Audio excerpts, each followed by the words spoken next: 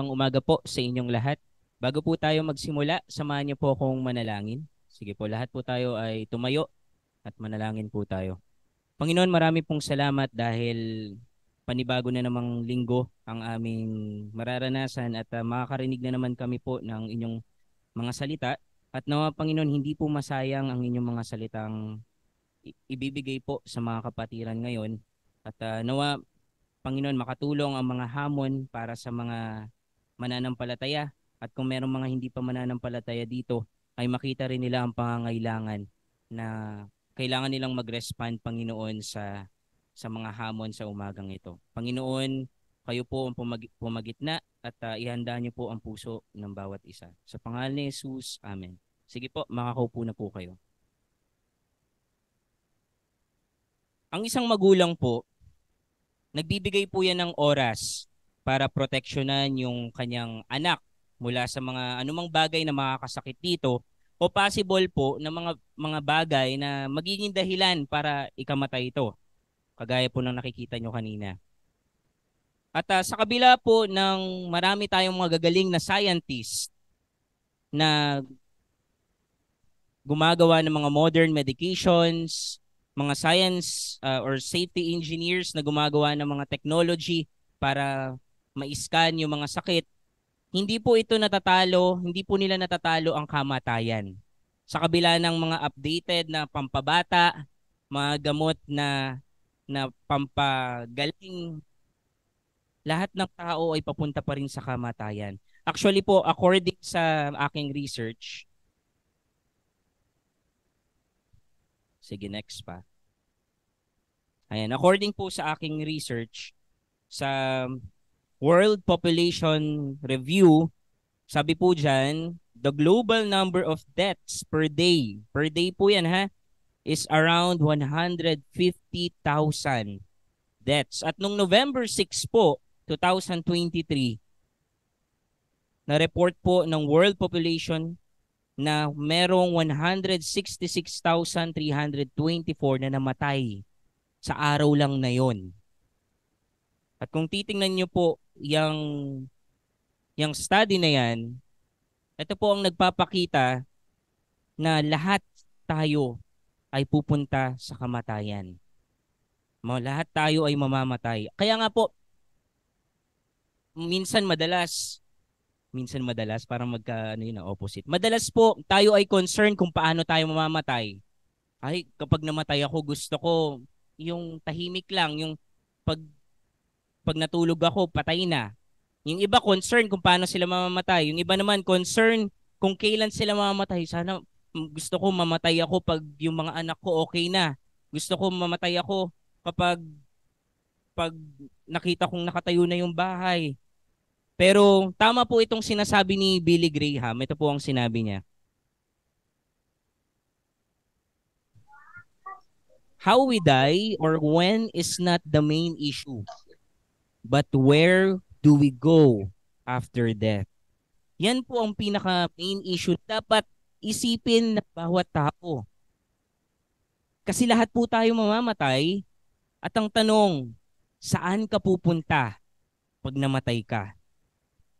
Sa umaga pong ito, ang dapat tanongin, lalo na ng mga hindi pa mananampalataya, ay ito po.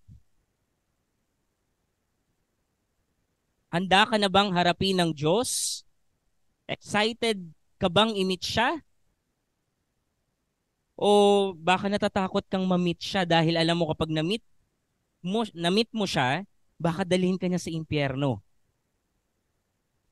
Sa umaga pong ito, ang title ng ating topic ay ito po. Lost Forever, Unpacking the Concept of Eternal Death. At ito po ang katotohanan dapat niyo pong malaman sa umagang ito. Ang magpakailanman ang nakakatakot at nakakalungkot na pangyayari na pwedeng maranasan ng isang tao. Ulitin ko po, ito po yung isang pinaka nakakatakot at nakakalungkot na pangyayari. Mamaya po papakita ko kung bakit nakakatakot at bakit siya nakakalungkot na pwedeng mangyari or maranasan ng isang tao. At tingnan muna po natin para mas maintindihan po natin yung eternal death. Tingnan po natin yung definition po ng eternal death. Sa aking pong pagbabasa sa Zondervan Encyclopedia of the Bible, dito po natin makikita ang eternal death ay isang sitwasyon na kung saan mararanasan to ng isang tao na hindi sumampalataya sa Panginoong Hesus habang siya ay nabubuhay. At dahil sumampalataya, tapos namatay siya, siya ay hinatulan ng eternal separation. Yan po ang eternal death. Eternal na separation sa Diyos. Eternal na, ito po yung magpakailanmang kakahiwalay ng isang hindi sumampalataya sa Diyos sa presensya ng Diyos. At itong eternal death na ito ay tinatawag din na second death. Yan po ay makikita nyo sa Revelations 21 verse 8. At para po mas maintindihan nyo po ang ating pag-aral or para malaman natin kung ano ang eternal death, mamaya po may ibabahagi akong 3 puntos. Pero ito po yung isang na-realize ko habang hinahanda ko po ito. Kung physical death lang po ang consequences ng ating kasalanan, ng ating paglayo sa Diyos, hindi po tayo masyadong matatakot eh. Pero kung titingnan nyo po dito sa Bible, sa ating mga Bible, ay meron pong warning ang Diyos sa atin na second death. At ito nga po yung eternal banishment. Hindi natin makakasama, hindi natin mararanasan ang pag-ibig ng Diyos, bagkus nakalayo tayo doon. At para mas maintindihan po natin, ito po yung 3 puntos ko. Ang sis. Ayan. Yung unang sis po ay ito, the contrast of eternal death. Yung susunod naman po, the choice of eternal death. Pangatlo ay the challenge of eternal death. So simulan po natin dun sa una. The contrast of eternal death. Tingnan po natin. Para po mas makita natin kung gaano kapangit ang pabalik muna. Para mas makita po natin kung gaano kapangit ang experiences po ng malayo sa Diyos magpakailanman, kailangan po natin tong i-contrast sa something na maganda or kabaliktaran niya. At yun ang eternal life. Ang eternal death po at eternal life ay dalawa po itong posibleng destiny ng bawat tao. At ito po ay nakadetermine base po sa relasyon ng isang tao sa Diyos na siyang pinagmumulan ng buhay. At tingnan muna po natin yung difference nila. Umpisahan po natin sa maganda, tapos papakita ko po sa inyo kung ano ang description ng Bible pagdating sa eternal death. Tingnan po natin ang eternal life. Ito po yung una niyang description. The state of being in a loving relationship with God forever as a result of accepting His gift of salvation through Jesus Christ. Diyan po sa unang bulat natin, diyan natin makikita na ang eternal life ay matatamo lamang kapag tayo ay sumampalataya sa Panginoong Hesus. Makikita po natin yan sa John 17 verse 3. Ang sabi po doon, at ito ang kahulugan ng buhay na walang hanggan, ang makilala ka ng mga tao na ikaw lang ang tunay na Diyos at makilala rin nila ako na isinugo mo. Sino ba itong Jesus na isinugo? Pag tayo po ay umabante sa verse 5, sabi ng Panginoong Hesus, kaya ngayon, Ama, parangalan mo ako sa piling mo, ipagkaloob mo sa akin ang karangalang taglay ko sa piling mo bago pa man nilikha ang mundo. Itong sinugong Jesus na ito ay isang Diyos, hindi lamang tao. Kaya nga, para matamo ang eternal life, kagaya ng sinabi sa 1 John po, 1 John chapter 5 verse 11, ang sabi doon, at ito ang patotoo ng Diyos. Binigyan niya tayo ng buhay na walang hanggan at ang buhay na ito'y nasa kanyang anak. Ang sino mang nasa kanya ang anak ng Diyos, ang sino man daw pong nasa kanya ang Panginoong Hesus, ay may buhay na walang hanggan. Ngunit ang sinumang wala sa kanya ang anak ng Diyos ay walang buhay na walang hanggan. So basically po, itong unang bullet natin, ang eternal life po ay ang mga merong yung mga taong may eternal life ay yung mga taong may relasyon sa Diyos, sa Panginoong Hesus. So ngayon yung pangalawa pong description na ito. The enjoyment of the grace of God. So ito po yung karanasan ng biyaya ng Diyos na makikita natin sa Revelation 21 verse 1 to 4. Kapag binasa po natin dito ang mga sumusunod na talata, napakaganda po ng mga experiences sa langit. Sabi po dito, pagkatapos nito, nakita ko ang bagong langit at ang bagong lupa. Naglaho na ang dating langit at lupa, pati na rin ang dagat. At nakita ko ang banal na lungsod, ang bagong Jerusalem na bumaba mula sa langit, galing sa Diyos. Ang lungsod na iyon ay tulad ng isang babaeng ikakasal. Yung langit daw ay katulad ng isang babaeng ikakasal. Bakit? Dahil handang-handa na at gayak na gayak sa pagsalubong sa lalaking mapapangasawa niya. Ibig sabihin, yung langit ay napakaganda. Nakaprepare ito, nakaayos para sa mga anak na darating. At sabi dito, narinig ko ang isang malakas na sigaw mula sa trono. Ngayon, ang tahanan ng Diyos ay nasa piling na ng mga tao. Mananahan na siyang kasama nila. So kung titingnan niyo po dito, ang eternal life ay kasama na natin ang Diyos. Actually, dito pa lang sa lupa na nararanasan na natin tong eternal life kasi kasama natin mismo ang Diyos. Nananahan siya sa atin. Tayo ang templo ng banal na espiritu. Makikita natin sa 1 Corinthians chapter 6. At kung titingnan pa po natin dito sa Revelation, ito ang pinakamasarap na ilulook forward natin. Papahirin niya ang mga luha sa kanilang mga mata. Wala nang kamatayan, wala nang kalungkutan, wala nang iyakan o sakit sapagkat lumipas na ang dating kalagayan. Napakasarap po. Yan ang eternal life na meron sa piling ng Diyos. Pero wait lang po. Tingnan natin dito sa Revelation. Bakit wala nang kalungkutan or iyakan, pero bakit pupunasan ng Panginoong Hesus? May dalawa pong explanation dito. Possible, dahil yung isang Kristiyano, hypothetical lang po ito, possible na yung kaya papahirin ng Panginoong Hesus yung kanyang luha, yung kamag-anak niya possible na napunta sa impyerno. Possible po yun na rason. At yung pangalawa po, possible po yung pagkawala ng kanyang reward sa bema. Pero wala pong specific na ibinigay dito kung bakit papahirin ng Diyos yung mga luha dito sa verse 4. Pero kung titingnan niyo po, napakaganda ng experiences ng merong eternal life. Yung pangatlo po na description sa eternal life ay ito. The light of God's presence where there is fullness of joy and pleasures forevermore. Minsan kasi parang para sa atin pag langit parang boring lang. Parang katulad ng pinapakita sa media na mamitutugtog ng harp, tapos ano lang, kakanta lang lagi. At parang walang joy, parang boring.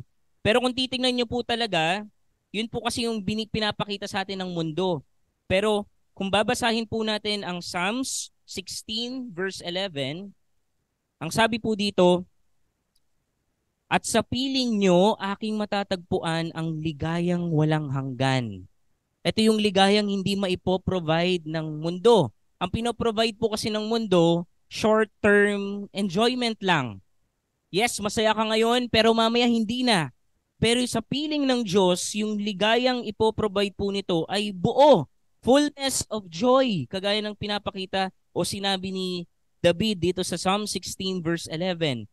At sa Revelations chapter 22, verse 3 to 5, makikita po natin dito na hindi na kailangan ng mga stars, ng moon, ng sun. Bakit? Sabi po dito, wala nang gabi roon, kaya hindi na kailangan ang mga ilaw o liwanag ng araw dahil ang Panginoong Diyos ang magiging ilaw nila at maghahari sila magpakailanman. So kung titingnan niyo po, sa langit, hindi na kailangan ng ilaw, hindi na kailangan ng araw, hindi na kailangan ng buwan. Bakit? Dahil ang Diyos na ang pinakailaw natin, yung presensya niya. Okay po? Ano pa po? Sa pang-apat na description sa eternal life, ito pa po yung isa. Yung freedom from sin and its consequences. Ito po yung kasing maganda eh. Yung mga doktor po kasi natin, ang naipapagaling lang niyan ay yung resulta. Minsan, tinutulungan nila tayong gumaling dun sa resulta ng ating kasalanan. Pero yung cause noon ay minsan hindi nila tayo matulungan. Pero ang Panginoong Hesus po, both yung cause and effect ay kanyang doon niya tayo pinalaya. Ano yung cause po na sinasabi ko? Yung sin. Yung consequence nito, ito yung death. At doon sa dalawang yun, pinalaya tayo ng Panginoong Hesus.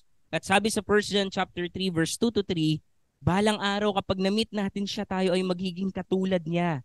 Hindi sa mukha, hindi tayo magiging kaparehong mukha, pero magiging katulad niya tayo na wala ng dungis, wala ng kapintasan, pure na pure.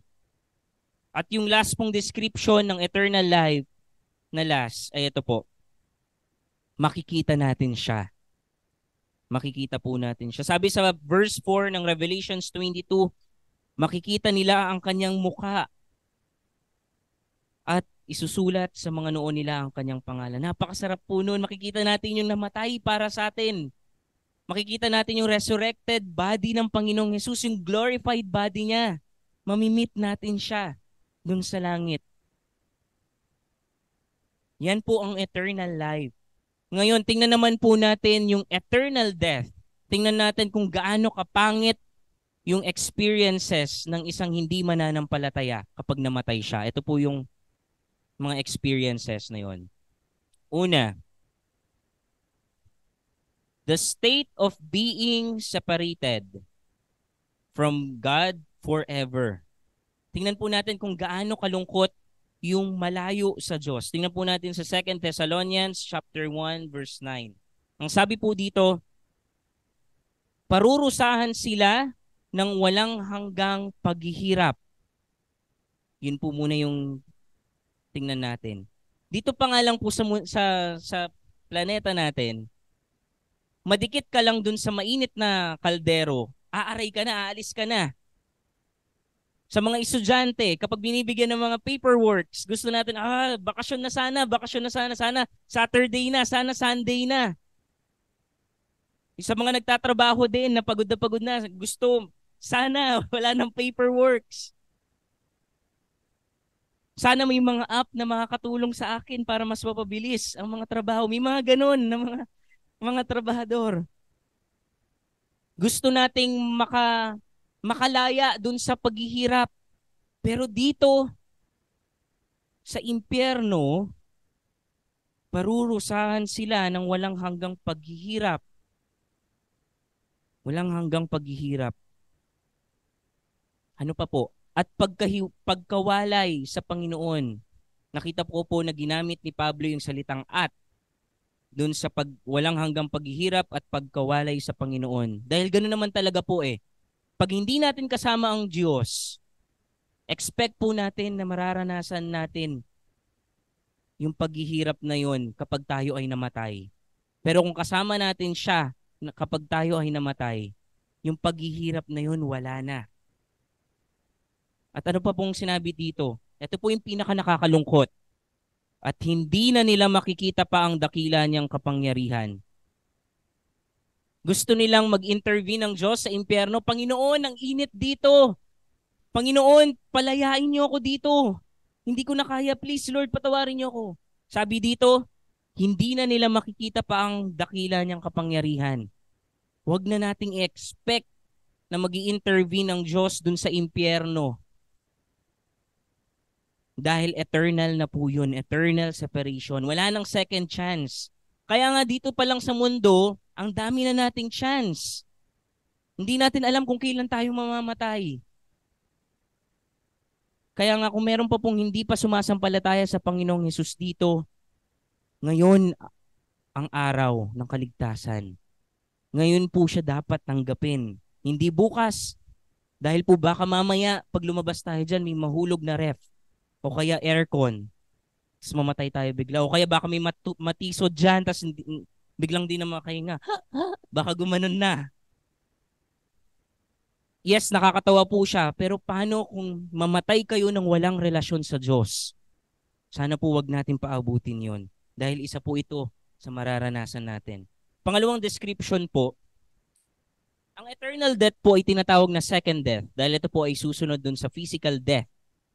Ang physical death po ang kasabay ng spiritual death. Kagaya po nung sinabi ni Kuya last time, ito lang, ang spiritual death ay bahagi lamang nung unang kamatayan. At ang eternal death po talaga ang tinatawag na second death. Makikita niyo po yan sa Revelations chapter 21 verse 8. At yung susunod pong description sa eternal death ay ito po.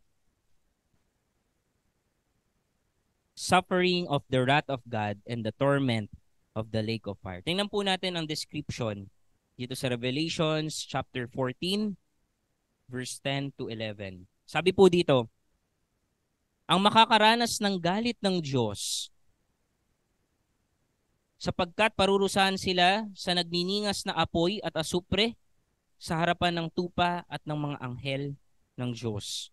Ang usok ng apoy na magpapahirap sa kanila ay papailan lang magpakailanman. Araw-gabi ay wala silang pahinga sa kanilang paghihirap. Buti pa dito, kapag pagod na pagod ka, makakatulog ka. Pero doon, sa impyerno, walang pahinga. Sabi po dito, araw-gabi ay wala silang pahinga sa kanilang paghihirap dahil sinamba nila ang halimaw at ang imahen nito at nagpatatak ng pangalan nito. Ito po yung mga pupunta. Sa araw po ito ng tribulation. At ito po yung mga pupunta din sa impyerno. Kung titingnan nyo po, napakahirap ng makaranas ng malayo magpakailanman sa Diyos. Ano pa po yung pang-apat na description?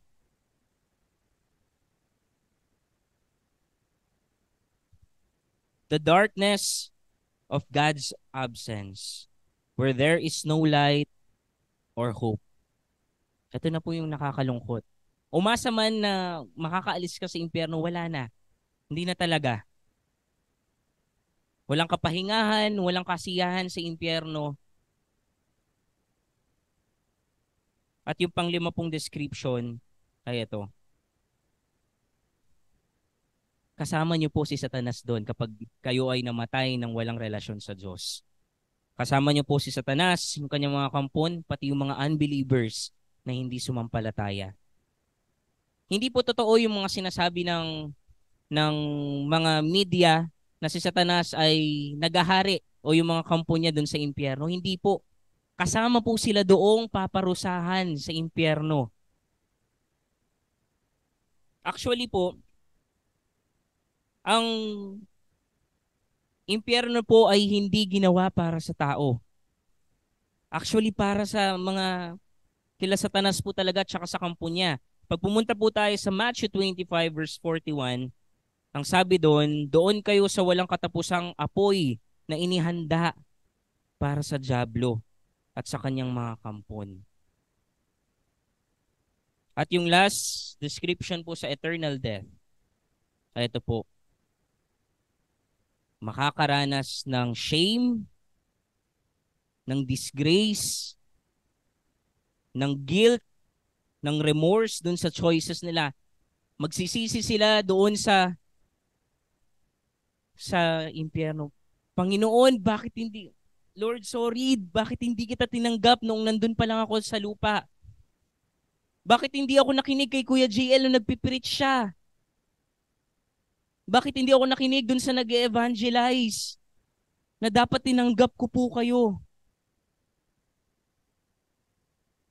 At kailangan muna po nating mag-post dahil kailangan sa Zoom. Nandun na yung emotion ko sa taas, hindi lang bumaba. Okay po. Ganyan po talaga. Susundin ko pero magpakailanman ako magsasuffer o pipiliin ko ang Diyos ngayon at magpakailanman akong maligaya sa piling niya. Yan po ang eternal life at eternal death. At sana po mas nakita nyo kung gaano kapangit ang sitwasyon ng malayo sa Diyos.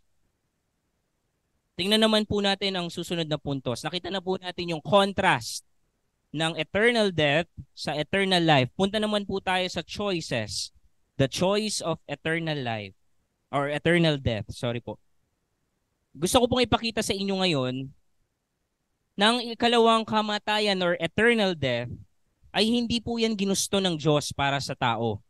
At tama nga po yung sinabi ni Timothy Keller dun sa libro niyang On Death. Ang sabi niya doon, it's not the way life is supposed to be. Ang eternal death po ay something na hindi ibinigay ng Diyos para sa tao or inimpose niya. Kundi ang eternal death po ay pinili. Ito po yung bagay na pinili ng tao dahil ni-reject niya ang Diyos. Ito po ang eternal separation sa Diyos, sa impyerno. At ito po ay kagaya ng sinabi ko sa inyo, ito ay para sa mga kila Satanas at dun sa kampo niyang nagrebelde sa Diyos. At gusto ko pong ipakita sa inyo na merong mga choices na ibinigay ang Diyos. Hindi niya tayo sinasakal na, oh, Kayla, tanggapin mo ko. Sige, kung hindi, sige, abangan kita. Hindi, walang ganun eh. Walang ganun. Pero binibigyan niya tayo ng choices. At ito po ang sinabi ng Diyos. Buksan po natin ang ating mga Biblia sa Deuteronomy chapter 30, verse 19 to 20. Ito pong passage na ito ay isang farewell speech ni Moises sa mga Israelita bago sila pumasok ng lupang pangako. Si Moises po kasi ay hindi makakapasok sa lupang pangako dahil sa kanyang pagkakasala dun sa pagiging mainitin ng kanyang ulo. At ito po ang sinabi niya sa verse 19. Sa araw na ito, tinawag ko ang langit at lupa na maging saksi kung alin dito ang pipiliin nyo. Buhay o kamatayan? Pagpapala o sumpa? Piliin sana nyo ang buhay para mabuhay kayo ng matagal, pati na ang inyong mga anak. Mahalin nyo ang Panginoon na ang inyong Diyos. Sundin nyo siya at manatili kayo sa Kanya. Dahil siya ang inyong buhay, kung gagawin nyo ito, mabubuhay kayo ng matagal doon at sa lupain na ipinangako niyang ibibigay sa inyong mga ninuno na sina Abraham, Isaac at Jacob. At actually, bago tong 19 and 20, sa 17 and 18, pinakita ni Moises, sabi niya dito, kung tatalikod kayo at hindi susunod sa Kanya, siguradong mamamatay kayo. So sa Old Testament pa lang pinapakita na yung choices ng pagsunod at pag-reject sa Diyos. Even yung consequences dun sa bawat choices. Actually, dun pa lang sa Garden of Eden, meron ng choices. Kakain kayo na maglilid sa kamatayan or susunod kayo sa akin at mananatili yung fellowship.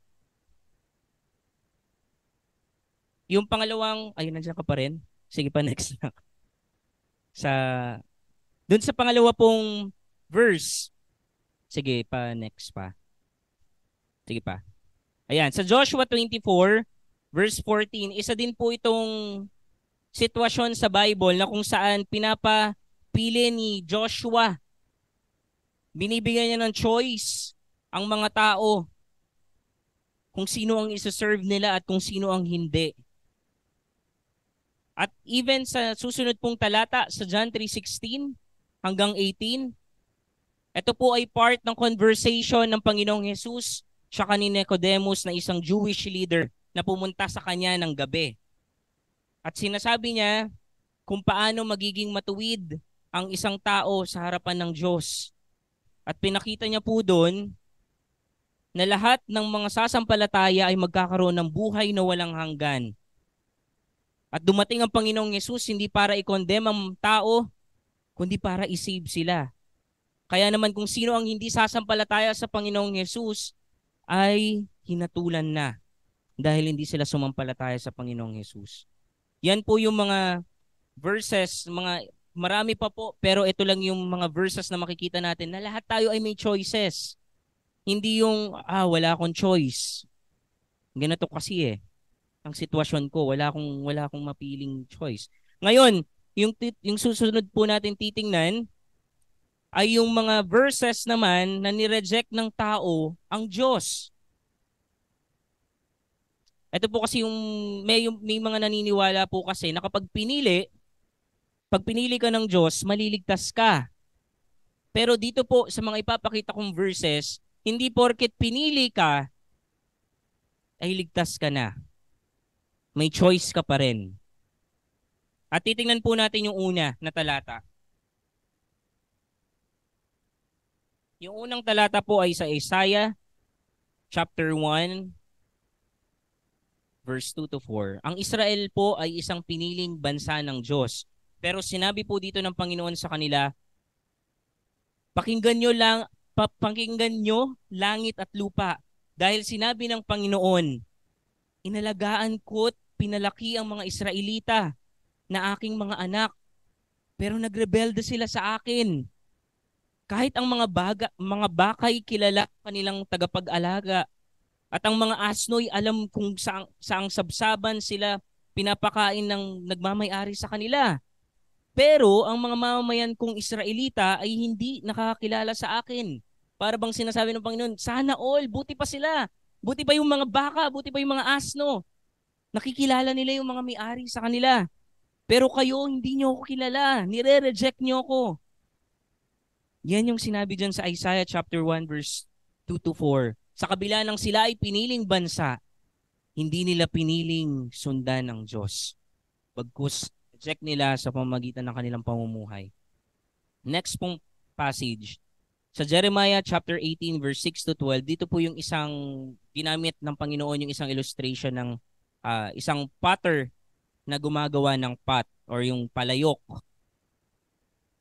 At dito pinapakita, sabi po ng Panginoon sa Jeremiah 18 verse 6. O mga mamayan na Israel, hindi ko ba magagawa sa inyo ang ginawa ng magpapalayok sa luwad na ito? Kung papaanong ang luwad ay nasa kamay ng magpapalayok, kayo rin ay nasa kamay ko. Tapos kung abanti po tayo sa verse 12, ito po naging response ng Israel. Hindi maaari, ipagpapatuloy pa rin namin ang aming gusto. Susundin namin ang nais ng matigas at masasama naming puso. Ito po yung despite na gusto silang i-mold ng Diyos, sa kabila ng gusto silang yakapin ng Diyos. Pero ano pong naging response nila? Ni-reject po nila ang Diyos. Next po. Sa Matthew 23 verse 37, dito po yung sinasabihan niya yung Jerusalem na, O Jerusalem, Jerusalem, the city that kills the prophets and stones God's messenger, how often I have wanted to gather your children together as a hen protects her chicks beneath her wings, but you wouldn't let me. Sabi niya, gusto ko kayong yakapin, gusto ko kayong i-gather sa aking sarili, pero ayaw nyo. Nagpapadala ako ng mga propeta, pero pinapatay nyo sila. Pero kung titingnan nyo po, kahit nung siya na yung dumating, kahit yung mga tao ay nireject siya. Yung mga kababayan niya, nireject siya. Sa John 3 chapter 19 po, sa John chapter 3 verse 19 to 21, makikita po natin dyan kung bakit nire-reject ng tao ang Diyos. At ang sabi po dyan, nireject nila ang dumating na liwanag dahil gusto nilang manatili sa dilim. Gusto nilang manatili sa dilim. Ito po ang sabi dyan. Sa John 3 verse 19, sabi ng Panginoong Hesus, hinatulan sila dahil dumating ang anak ng Diyos bilang ilaw dito sa mundo, ngunit mas ginusto nilang manatili sa dilim kaysa lumapit sa Kanya na nagbibigay liwanag. It's about choice pa din. Nireject nila. Ano pa po? Sa John 12, verse 37 to 40. Makikita niyo po dyan yung mga Hudyo na sa kabila na nakakita sila ng mga miracles ng Panginoong Jesus. Ano po naging response nila? Nireject pa rin nila ang Panginoong Jesus. At pinatigas nila ang kanilang mga puso. Bago po natin iwanan itong pangalawang puntos, gusto ko kita sa inyo yung dalawang istorya. Ito po yung unang story. A true story of eternal life. Hindi, yung una, ayan. Makikita niyo po yung isang magnanakaw na katabi ng Panginoong Jesus. Sa buong buhay niya, siya ay makasalanan. Walang pag-asa at papunta sa impyerno. At kung titingnan po natin yung mga four gospels,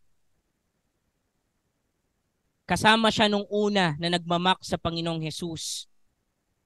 Pero later on, na-realize niya na inosente ang Panginoong Jesus at kailangan niya ng awa ng Panginoong Jesus. Ang ganda po ng conversation nila dito sa Luke 23, verse 41. Sabi niya po, dapat lang naparusahan tayo ng kamatayan dahil sa mga ginawa nating kasalanan. Ano po yung nakikita natin? Repentance. Pero ang taong ito'y walang ginawang masama. Nakita niya ang Panginoong Jesus. Nakita niya yung sarili niyang pagkakasala base dun sa pagkakakita niya sa Panginoong Jesus. At dun sa verse 42, ito yung pinakamagandang response niya nung nakita niya yung sarili niya. Verse 42, pagkatapos ay sinabi niya, Jesus, alalahanin niyo ako kapag naghahari na kayo. Panginoon, di ako karapat-dapat. Isa akong makasalanan. Isa akong magnanakaw. Kanina nilalait pa lang kita. Kasama akong nalalait sa inyo pero ngayon nakita ko na makasalanan ako. Panginoong Yesus, alalahanin niyo ako kapag naghahari na kayo. At ito po yung pinakamagandang sagot ng Panginoong Yesus. Hindi niya sinabing, ano ka, kanina nilalait-lait mo ako, huwag ka dyan, dyan ka lang. Hindi niya sinabing ganon. Anong sinabi ng Panginoong Yesus? Sasabihin ko sa iyo ang totoo. Ngayon din ay makakasama kita sa paraiso. Wow! Despite nung mga record nitong magnanakaw na ito, nung lumapit siya sa Panginoong Jesus para humingi ng tawad at humingi ng saklolo, tinulungan siya ng Diyos. Yun yung pinakamasarap eh. Hindi katulad ng tao na kapag humingi ka ng tulong, oh wait lang, di ba magkaaway tayo? Pero sabi niya, ngayon din ay makakasama kita sa paraiso. Yung paraiso pong tinutukoy dito ay hindi Abraham's bosom. Ito po ay langit. Langit po ito. Ano pa po yung isang true story about eternal death naman? Ito naman po yung nakakalungkot. Kanina yung isa, hindi niya masyadong nakasama ang Panginoong Jesus. Doon lang sa crucifixion sa Kalbaryo. Pero si Judas, 3 years na nakita niya yung mga miracles, napakaraming miracles, yung teaching na narinig niya. Pero sa kabila po nun, dahil hindi nasunod yung interior motive niya, ano po nangyari? Ni-reject niya ang Diyos. Dahil mas gusto niya yung sarili niyang kagustuhan pa din yung mangyari. Nakakalungkot po. Kaya nga ito, si Judas yung isang example na lumaki ka man sa church, lumaki ka man sa paanan na napakagaling na ebanghelista, lumaki ka man sa salita ng Diyos, kung hindi mo tinanggap ang Panginoong Jesus, sa impyerno ka pa rin pupunta. Kailangan po ang bawat isa sa atin ay magkaroon ng personal choice. Hindi porket magulang ko, Kristiyano na din ako. Yun po yung isang maling notion ko nung bata ako. Nasalamat sa Diyos na clarify. At ito po yung isang clarification na dapat nating makita. Our choices do not affect God's supreme power. He is the source of all the options and the outcomes that follow them. Huwag po nating isipin na nawawala ang sovereignty ng Diyos kapag tayo ay pumili, kapag inaccept natin siya or i-reject natin siya. Hindi po nawawala ang sovereignty ng Diyos. Meron po kasing mga Kristiyano na naniniwala na dahil sinasabi ng iba na sinasabi natin na naliligtas ang tao sa pananampalataya, sinasabi nila nawawala ng sovereignty ng Diyos. Pero hindi po, kasi ang Diyos po mismo ang gumawa ng dalawang choices. Hindi siya gumawa ng tatlo, hindi siya gumawa ng apat, dalawang choices. Siya ang author ng dalawang choices na yon at siya ang nag-allocate ng mga consequences sa bawat choices na yon. So kapag pumili ba ako na wala na yung sovereignty ng Diyos? Hindi. Sovereign pa din siya. Nandun pa rin ako sa box na ginawa niya. Kaya naman, ito po yung challenge sa atin ngayon. Punta na tayo sa pangatlong puntos. The challenge of eternal death. Gusto ko pong unahin para sa mga hindi pa sumasampalataya at wala pang relasyon sa Diyos. Ito po yung challenge sa atin. Sabi sa 2 Corinthians chapter 6 verse 12, ngayon na ang tamang panahon, ngayon na ang araw ng kaligtasan. Sana po kung may hindi pa tumatanggap sa Panginoong Hesus dito, huwag nating ipagpabukas. Ay, wait lang, medyo tinatamad lang ako. Mamaya na lang. Sana po wag. Kasi hindi natin alam kung kailan tayo mamamatay. Kaya nga kailangan natin paghandaan ang mga bagay na ito.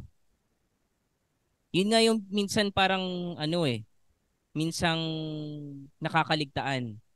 Kapag may pinapanganak, naghahanda tayo para sa kanya. Nag-iipon, naghahanda ng mga gamit para dun sa ipapanganak. Pagkasal, naghahanda pa din. Pero bakit kapag kamatayan, wala na naghahanda? Parang ang tao ay namumuhay na para bang mamumuhay siya forever. Pero hindi po. Dito sa lupang ito, limitado lang. At after nito, eternity na. Pag hindi tayo tumanggap sa Panginoong Hesus, pag namatay tayong walang relasyon sa Kanya,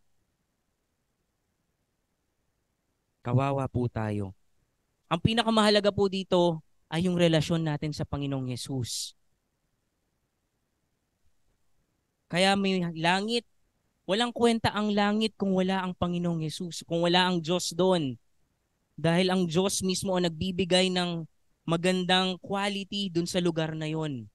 Kaya nga kung wala tayong relasyon sa Kanya, bakit niya tayo dadalhin dun sa place na nandun siya? Hindi niya tayo sasakalin. Nadalhin dun tayo sa place na ayaw natin. At ito naman po yung challenge para sa mga believers. Una, dalawa po ito. May typo po dyan. We must live as citizens of heaven. Sabi ni Pablo sa Philippians chapter 3 verse 20, but we are citizens of heaven, where the Lord Jesus Christ lives. Mamayan tayo ng langit. Yung mga mananampalataya na po dito, tayo ay citizen ng langit. At ang sabi ni Pablo pa sa chapter 1 verse 27 ng Philippians, you must live as citizens of heaven. Mamuhay kayo bilang mga mamamayan ng langit. Kaya nga po, minsan, lagi nating sinasabi na gusto nating pumunta sa langit. Pero di naman natin gustong makasama ang Diyos. Anong ibig sabihin ko po? Sinasabi natin gusto natin ng langit, pero madalang tayo magbasa ng Bible. Madalang natin gustong kilalanin kasi siya nandun eh. Siya yung pupuntahan natin dun sa langit. Hindi lang tayo pupunta dun dahil gusto nating humilata, gusto nating mag-relax. Hindi. Siya ang rason kaya tayo pupunta dun. Siya ang pinaka-reward natin sa langit. Sinasabi natin pupunta tayo sa langit pero napakadalang nating manalangin. Sinasabi natin gusto nating pumunta sa langit pero napaka-seldom nating pumuri. Kasi isa sa pinaka-activity natin dun sa langit ay ang pagpuri na natin sa Kanya. Minsan Sunday na lang tayo pumupuri na dapat everyday pumupuri tayo sa Kanya. Dapat inaawitan natin siya every day. At sana bilang mga Kristiyano, dito pa lang pinapractice na natin yung mga activity natin dun sa langit. Sana dito pa lang, ine-exercise na natin yung pagiging mamamayan natin ng langit. At yung pangalawa po, we must imitate God. Imitate saan? Actually sa lahat. Pero ang gusto ko pong i-emphasize dito, ang pagiging compassionate ng Panginoon, ang ng Diyos, ng Panginoong Jesus. Sabi po ni Pedro sa 2 Peter chapter 3 verse 9. Basahin ko po sa Tagalog. Chapter 3 verse 9. Hindi nagpapabaya ang Panginoon sa pagtupad sa pangako niya, gaya ng inaakala ng ilan. Ang totoo, binibigyan lang niya ng pagkakataong magsisi ang lahat ng mga kasalanan nila dahil ayaw niyang mapahamak ang sinuman.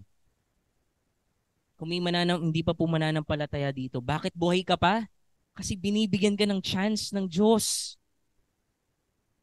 Bakit nagkataon na narinig mo tong mensaheng ito? Kasi gusto kanyang mailapit sa kanyang sarili. Gusto niya magkaroon ka ng relasyon sa kanya. Ang ganda nga po ng sinabi ng Diyos kay Ezekiel sa chapter 33 verse 11. Sabi niya doon, sabihin mo sa kanila na ako, ang Panginoon na buhay, ay sumusumpang hindi ako natutuwa kapag may namamatay na taong masama.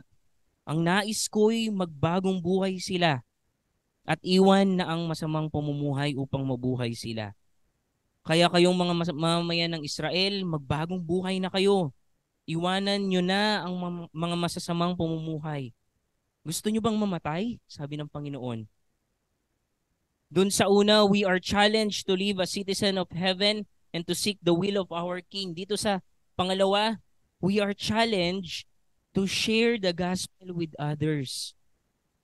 Manalangin tayo everyday. Panginoon, bigyan mo ako ng mata na katulad mo.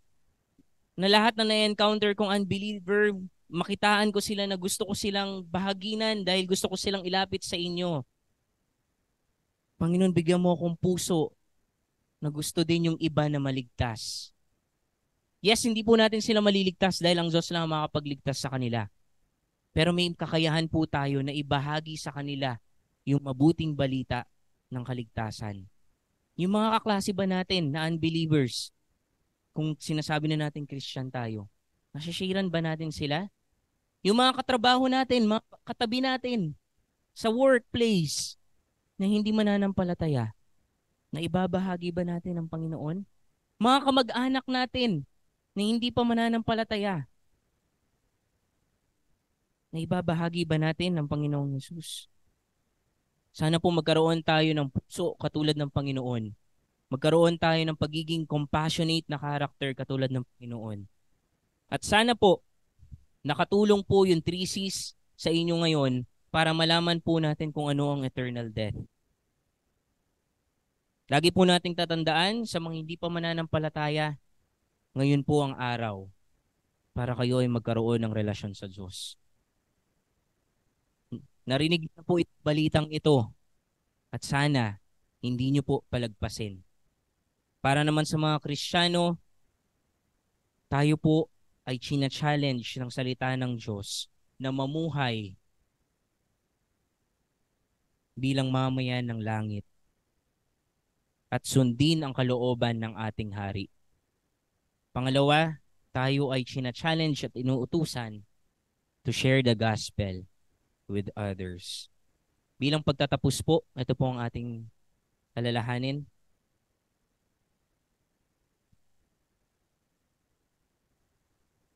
Ang mahiwalay sa Diyos magpakailanman ang nakakatakot at nakakalungkot na pangyayari na pwedeng maranasan ng isang tao. Pagpalain po ng Diyos ang kanyang mga salita sa umagang ito.